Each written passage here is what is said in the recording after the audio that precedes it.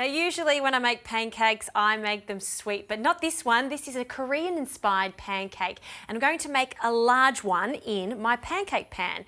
Now first up, we need to whisk the wet ingredients. So 1 egg, and I'll crack that into a bowl, along with 2/3 of a cup of water.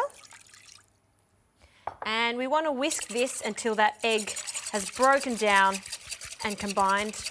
And instead of seasoning this with salt, I'm going to season it with soy to keep with the theme. So a splash of soy, about a teaspoon.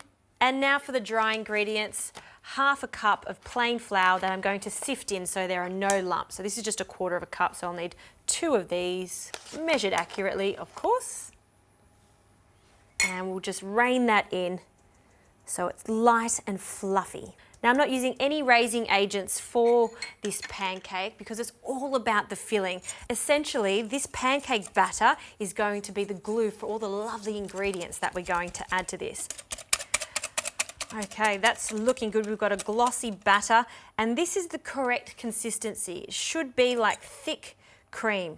Perfect. Okay, now for these ingredients. Kimchi. You can get kimchi everywhere now. It's fermented chili cabbage. I love it. As a kid, I hated it because it does have a strong smell, but after getting used to it, you end up loving it. I love it for its flavour and also for its texture. So I'm going to add this to our mixture, along with any of the juices, because that is the flavour. Now because of its red colour, you think it's really hot, but it's not, because they actually use a red pepper, so it's quite mild. All right, look at that red colour now. It smells fantastic. I'm also going to add some spring onions that I've finely julienned. So you want a handful, and we'll just add them. I'm not going to finely chop them because I want the crunch from them. So again, folding them in to this mixture. Okay, I am happy with that, so let's get cooking. I'm going to preheat my pan. And you can see that a pancake pan is distinct because of its very thin lip around the border. It's going to make it so much easier when it comes to flipping. It's also going to make it easier to flip because it's a non-stick pan, so it makes such a difference. I'm going to add a small amount of oil, not because of the non-stick, but because I want that golden crust on my pancake. So a small drizzle. Okay, now I can see that that thermo spot is becoming solid red, so it's time to add our batter. And then we'll carefully pour all of this mixture. If you like, you can do smaller ones, but I like the whole idea to make this a large one for sharing.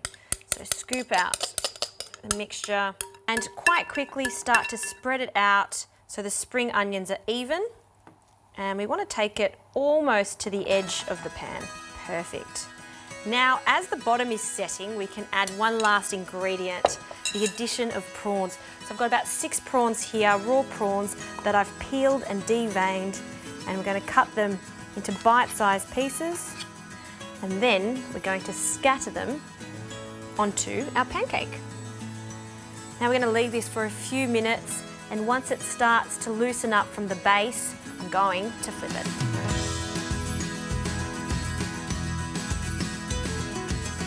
Okay, you can see the pancake has set on the top and the prawns are almost cooked. Nothing worse than overcooked prawns.